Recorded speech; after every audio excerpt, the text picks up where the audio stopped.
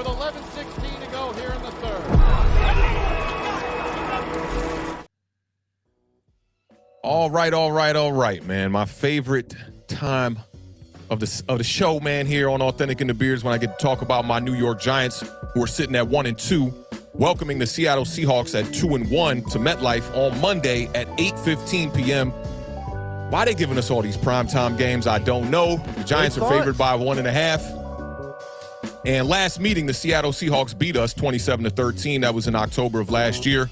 Last week, the Seattle Seahawks beat the Panthers 37-27. Giants lost to the 49ers 30-12. Geno Smith revenge game number 2. You remember the first revenge game? He thanked Ben McAdoo and Jerry Reese for bringing him in and giving him a shot. And this is also a revenge game for Julian Love. This will be number 1 for Julian Love. The Seahawks and the Giants have split their 20 matchups right down the middle. But the Seahawks are undefeated at MetLife. 3-0 versus the New York Giants, 2-0 versus them Jets. Every time the Seahawks made it to the Super Bowl, they have beaten the New York Giants in the regular season. So this is very telling for them Seahawks if they want to try to go to the Super Bowl this year. Seahawks are 28-12 all time on Monday night. Their 700 winning percentage is best all time on Monday night. When I told y'all these primetime numbers were not favoring the New York Giants, I truly meant it. Since 2010, the Seahawks are 33-14-1 in primetime games. The Giants have a lot of injuries on the board. We had a bunch of guys limited in practice this week, including Saquon Barkley, Daniel Bellinger, DJ Davidson, Azeez Ojulari, Andrew Thomas, and Ben Bredesen was a full participant today. It looks like he's going to get the start on Monday. Seahawks coming in with a couple of injuries. They're supposed to get back 4 players here. Tariq Woolen, left tackle Charles Cross, Kobe Bryant, rest in peace to the real Kobe Bryant one time, and right guard Phil Haynes is also due back in this game as well. Now the Seattle Seahawks offense is putting up 29 points per game through 3. They are 10th in yards per play at the moment. Everything clicks when they can run the ball on that offense. Kenneth Walker III had 156 scrimmage yards last week, 2 touchdowns versus the Carolina Panthers. He has 5 games with 2 or more rushing touchdowns since 2022. It's the second most in the NFL. He has 2 touchdowns in back-to-back games leading up to this Monday night matchup, so we got to find a way to stop Kenneth Walker III. DK Metcalf been balling out too. He had his 10th 100-yard game of his career last week. He had 6 receptions for 112 yards. He had a team-high 6 receptions for 55 yards in the last matchup against the New York Giants last season. He also had a touchdown as well.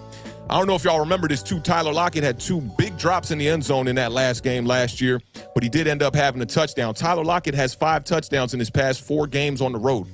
I went back, looked at a couple of film breakdowns. I'm gonna talk to y'all about these before I toss this to the Beard here in a little bit.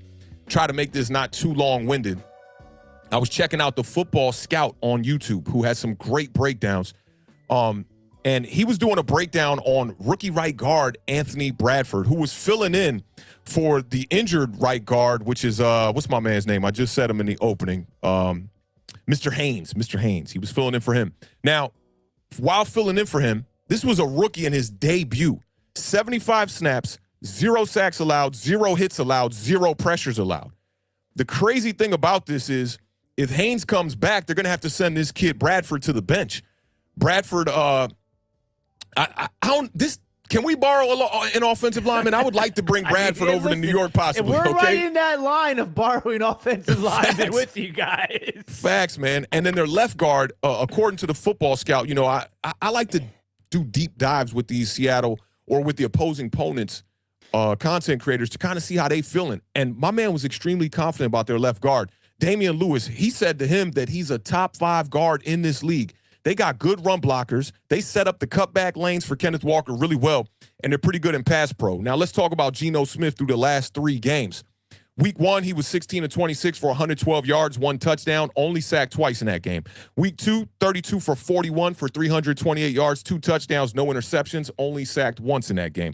Week 3, he was 23 of 36 for 296 yards, 1 touchdown, 1 interception, only sacked twice in that game. Just looking at those game logs, you can tell that Geno Smith is a guy who's mobile enough. That offensive line is pass protecting just enough. And this dude is not turning the ball over. The New York Giants right now coming into this game have absolutely 0 turnovers on the season.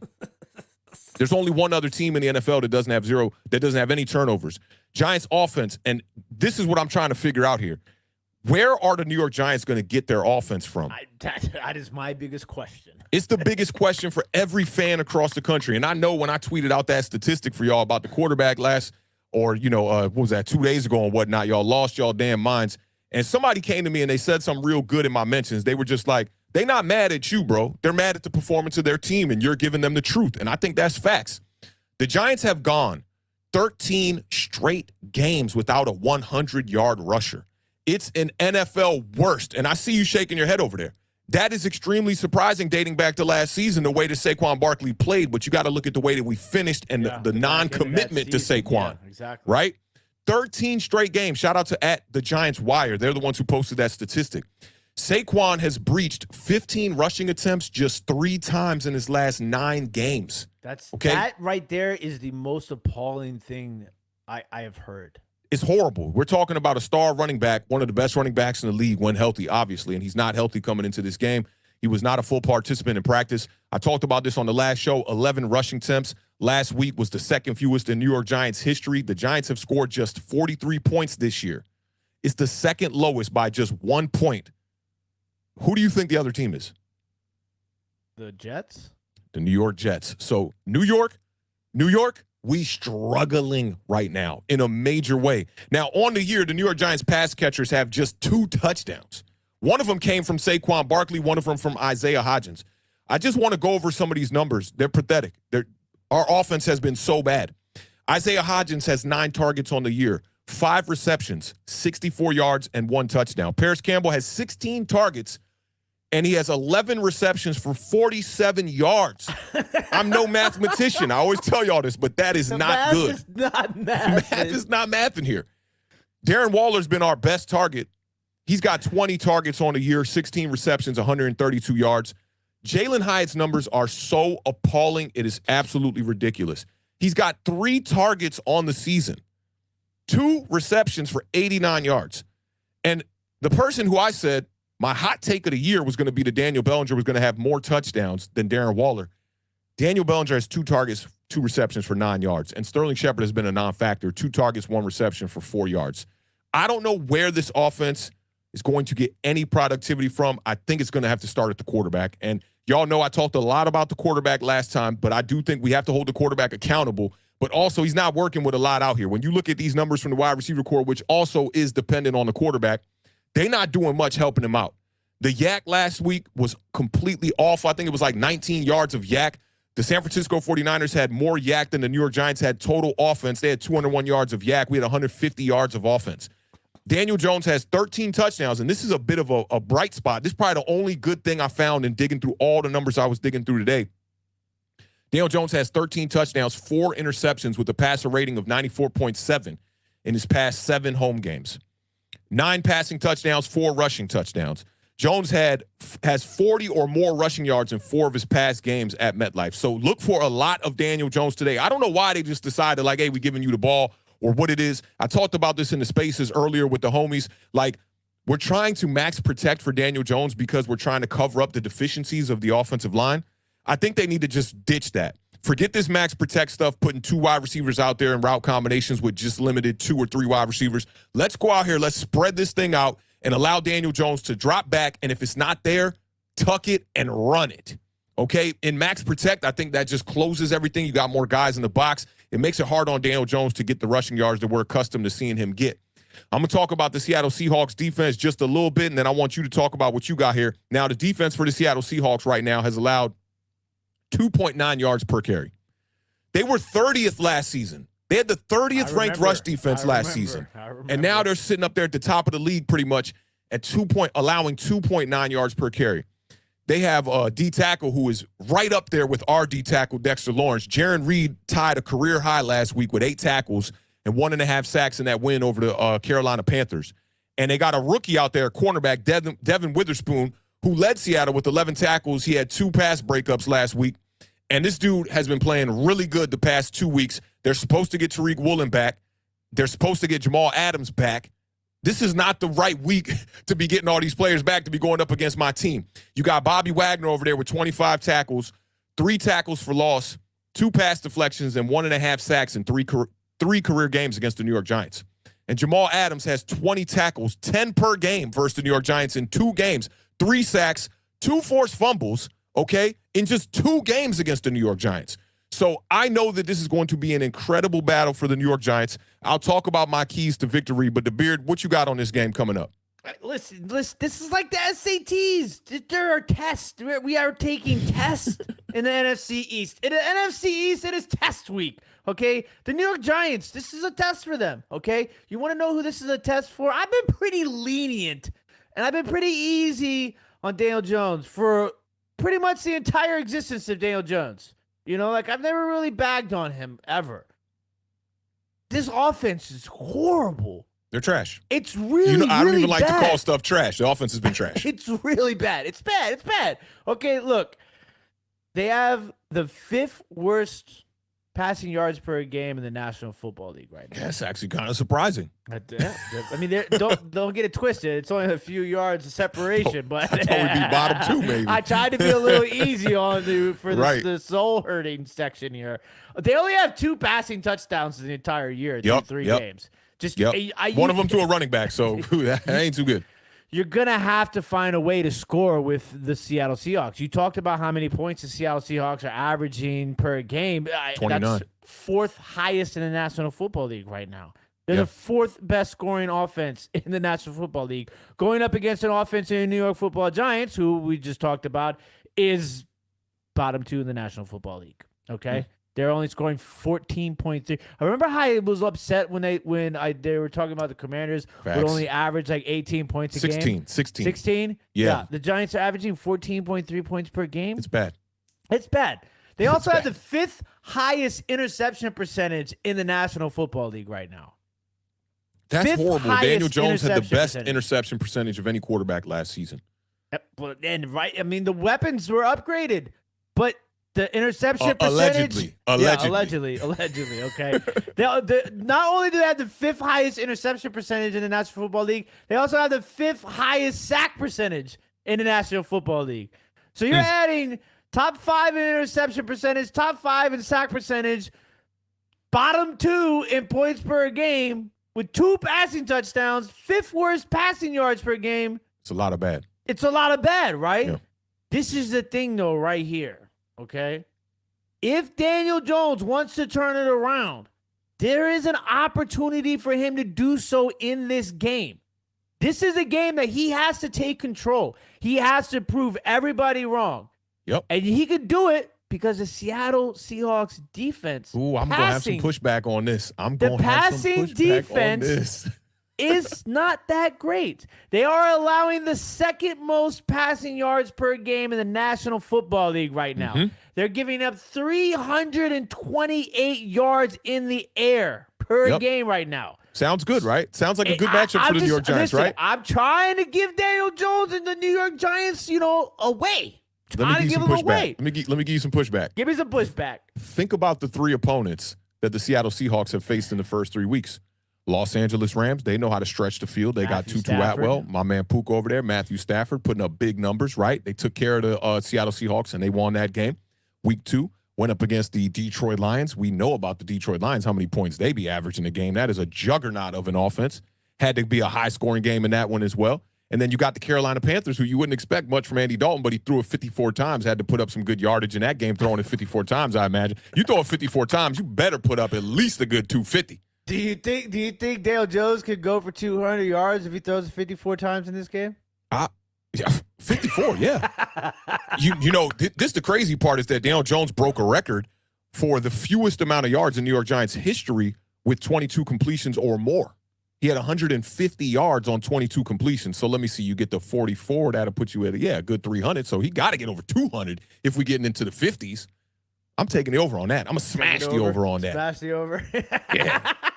So, the competition is definitely better. But look, Daniel Jones is here to be a franchise quarterback, right? He's here to keep getting better at this point in his career, And without Saquon Barkley, I hate to say it because, listen, this offense should run through Saquon Barkley at all times, okay?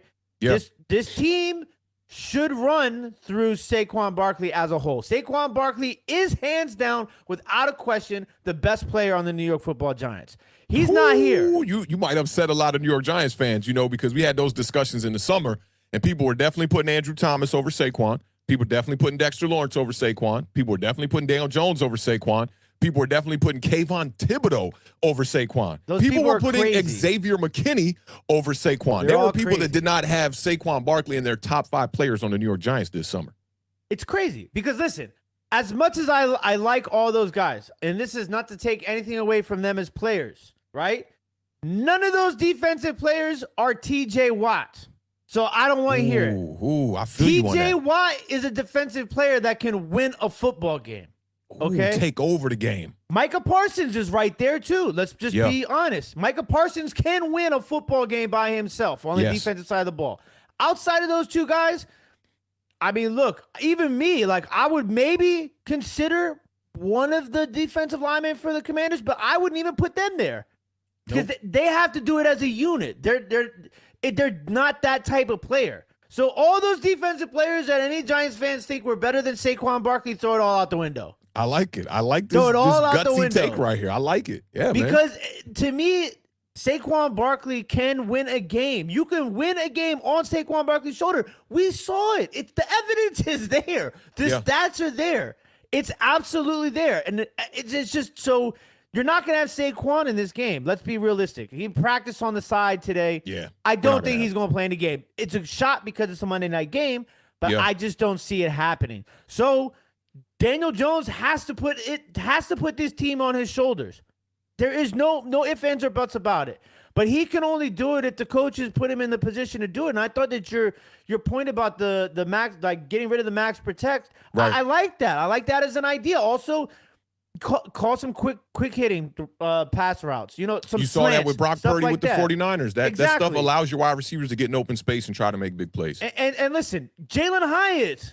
I mean, I don't know, his route trees and this and that and the offense and all these other guys. It's hogwash. It's 7, 8, 9. Hogwash. The guy has gone out there and he's caught 2 passes. He's averaging 40+ yards of reception. Find a way. Find a way. You know what I had in my notes here is treat him like the old number 13, okay?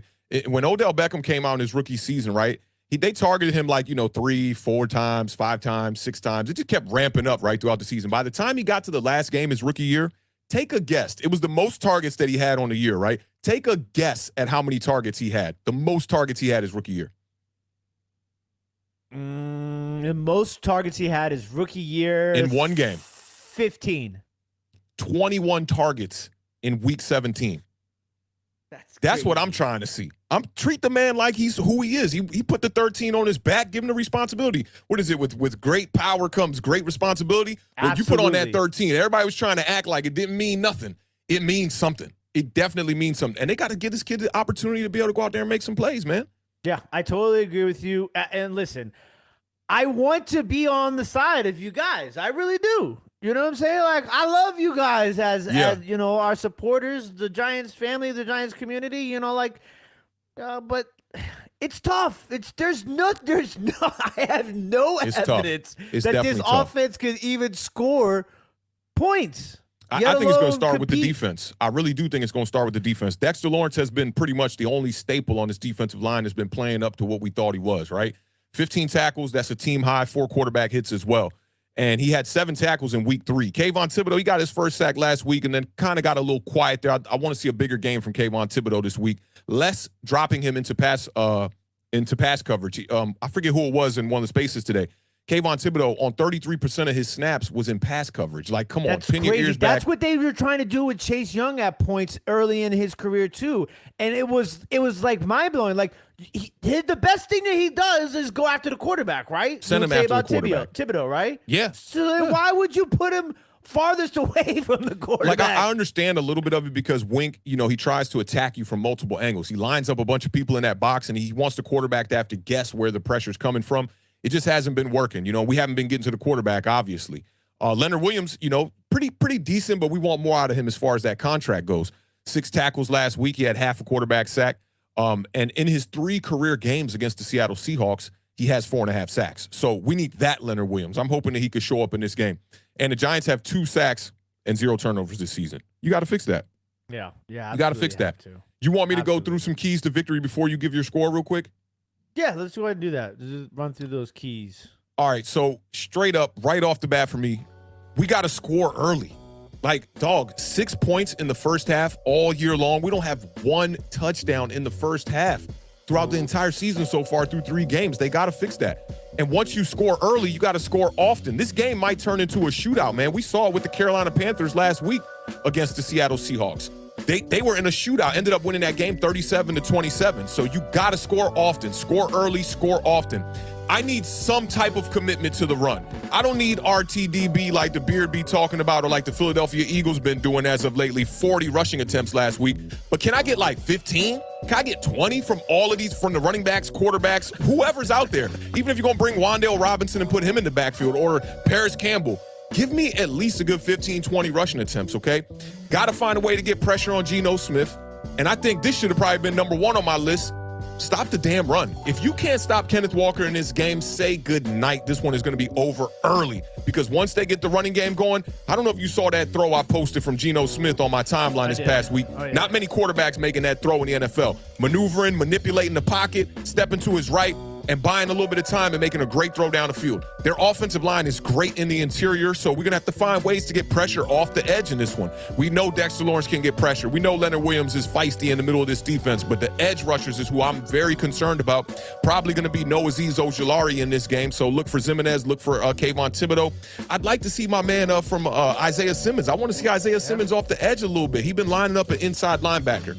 And lastly, the X factor of this game, to me, for the New York Giants, especially if you want to go out here and try to score some points, it's Wan'Dale Robinson, man. Seeing him on his routes last week, man, he was running these whip routes, these little Z-out routes, man. He's quick in and out of cuts. Daniel got to put the ball on him, lead him.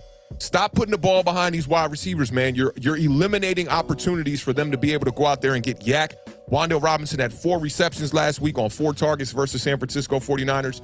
Utilize that kid. I want to see him get more targets in this game. I want to see Darren Waller continue to do what he does. And Jalen Hyatt, we got to get Jalen Hyatt more targets in this game than he's had all season. 3 targets on a year. I'm sorry, coaching staff. I love y'all, Brian Dable, but y'all got to find a way. That is not it right there. So for me, those are my keys to victory. Wan'Dale Robinson, the X Factor. Shout out to my homie Sal, who said the exact same thing on Rob and Pest channel last night. Wan'Dale got to get the ball in this game if the Giants want to have a chance. Yeah, I think that's a great point. Utilize that speed of those 2 guys, Hyatt and Wan'Dale. Why not? Right? Yeah. Like, I'm sure you could put together something. You got to get it. When things are this bad, you just got to throw stuff at the wall and see what sticks, you know? Facts. But until things start sticking, I got to stick with the opposing team. So I'm going to go with the Seattle Seahawks in this game by a final score of 27-13, Seattle. Dang. I love the score, man. I love the score you picked there. I can't pick the Giants to win this game right now. I'm going to cross my fingers and hope to God that we win this game. But I would be doing y'all a disservice to say that the New York Giants are going to go out here and win this game on primetime with everything pointing against it. We need a bit of a miracle here. I'm going to keep it real. With the Seattle Seahawks getting healthy in their secondary, there's no way I can pick them. I'm going to go with the same exact score again until this hits, Beard. You know, throw it at the wall until something sticks, man. I'm going 27-13.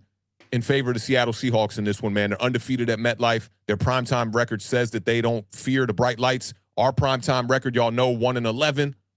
It's not looking good. We got too many injuries right now. No way I could pick the New York Giants to win this game. Yeah, it's going to be tough. Big shout out to Simon for the $2 super chat. Says fantasy question for tonight: flex Gibbs or Laporta? Listen, I love Jahmyr Gibbs. I think he's going to be a guy, but Montgomery is back. They have not shown the ability to get the rock to Gibbs enough. So I'm going to go with Laporta. I mean, that question was so crazy. It knocked Awthentik out of the stream. But I'm going to go that one got me excited, bro. I'm going to go with Laporta. That's who I'm going with in this question, Simon. I actually have Laporta in my same game parlay today for over 4.5 catches. So let's keep our fingers crossed on that. Beard, are you getting audio from me? Yes, you're good. I'm getting audio, but it's I'm getting audio from you, but it's coming through the wrong input. So I kind of want to refresh this just one more time. I'm going to be back. That question got me excited, so let me just answer that. Laporta has some great records right now as far as young tight ends go. When we get to that matchup, I promise you, stick around. You're going to start Laporta. You're not going to flex Gibbs. Ain't no way. But let me try to refresh before we go back, Beard. And maybe tell them what the trivia, the prizes are going to be tonight while I refresh real quick. Got you. Right. And also, we will get to the other super chats once Authentic returns. So listen, if you guys are not familiar with Authentic and the Beard, every Thursday night we're giving away prizes. We got tons of stuff to give away. Shout out to our guy, Vintage Sport Flips, here on YouTube, on Instagram, on whatnot. Make sure you guys, there's links in the description of this video. Go find him. He's got tons and tons of awesome stuff. No matter who your team is, he's got all types of cool sports memorabilia. So make sure you guys go give him a follow. Tell him Authentic and the Beard sent you. He'll hook you guys up. He has sent me something here. There's something in this box. We don't know what it is yet, but it is for a New York Football Giants fan.